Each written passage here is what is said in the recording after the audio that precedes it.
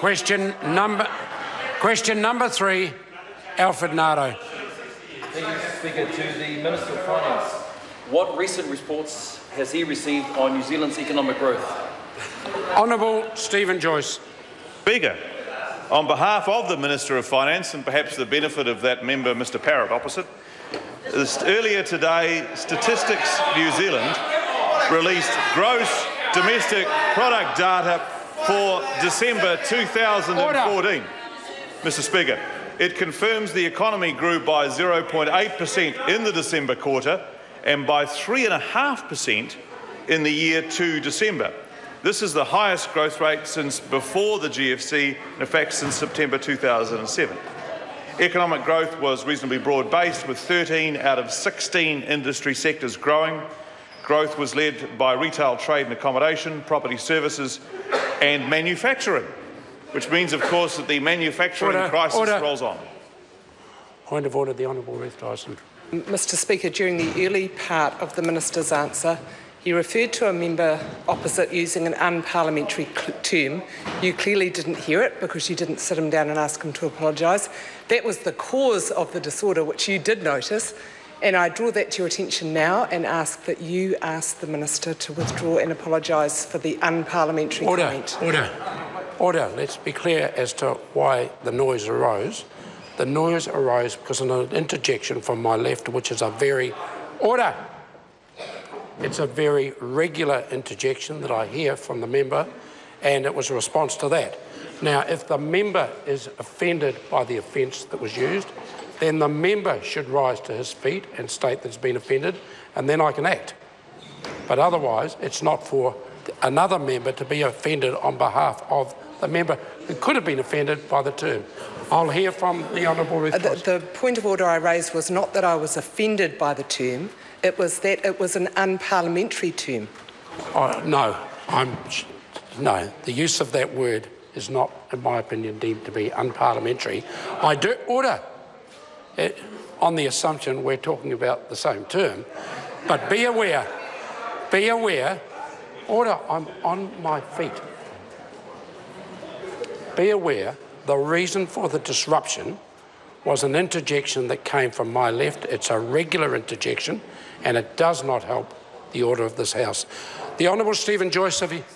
I'll speak to the point of order. No, it's not. If it helps. No, it doesn't help to speak, but if the member wants to raise a point of order, he's perfectly able to do so. Point of order, Mr Speaker. Point of order, Dr David Clark. Point of order, sir, I want to make it clear that as the person I think was directed to, I am not offended. I believe the Minister is all mouth and no trousers. That's order. Resume your seat. The member, again, order. The member's very lucky that he's remaining. That is not a point of order. Now, does the Minister, the Honourable Stephen Joyce, wish to complete his answer? No, he doesn't. Further supplementary? Supplementary, Alfred Ngaro. To the Ministry of Finance, how does current growth in the New Zealand economy compare with growth in other OECD countries?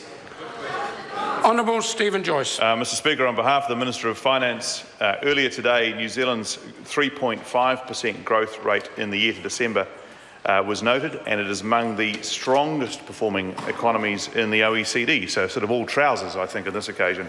It compares with growth of 2.4% in the United States for the December year, 2.5% in Australia for the December year, 2.6% in Canada for the December year, and 2.7% in the United Kingdom. So that's New Zealand's 3.5% compared to those. Growth in the euro area was 0.9%, and in Japan, growth actually was negative 0.7%. So, Mr Speaker, under any comparisons, New Zealand is doing reasonably well, but of course there is much work to do as we seek to sustain this growth rate over a much longer period of time. Supplementary question, Alfred Ngaro. How is the growing economy delivering higher wages and more jobs, helping New Zealanders and their families get ahead? Honourable Stephen Joyce. Mr Speaker, on behalf of the Minister of Finance, the outlook over the next 2 to 3 years is for ongoing growth that delivers income and job growth for New Zealand families. Alongside the growth of 3.5% in the last year, 80,000 jobs were created over the same period, and the Treasury's current forecasts show an additional 153,000 more people to be expected to be in work by mid-2019. The average wage is expected to increase from $56,000 currently to $62,200 in the third quarter of 2018. Mr. Speaker, the government is playing its role by maintaining a tractor surplus and debt repayment, alongside an ongoing microeconomic reform program that is encouraging more investment, more jobs and higher wages. Supplementary question, Grant Robertson. In light of those answers, has he seen the report from Moody's Analytics that describes the export sector as weak? And has he taken the Minister of Economic Development to task for his appalling performance in creating such a weak export sector? Honourable Stephen Joyce. Mr. Speaker, on behalf of the Minister of Finance, I've seen the particular report the member refers to, which he describes a little floridly. The reality is that Moody's has a very strong and positive view of the New Zealand economy. They confirmed New Zealand's AAA rating just in the last couple of weeks. They quote, and I quote from them, "New Zealand's economy is growing strongly." Moody's expects New Zealand's real GDP to remain robust through to 2016. Compared to similarly rated countries, New Zealand has a track record of faster and more stable growth.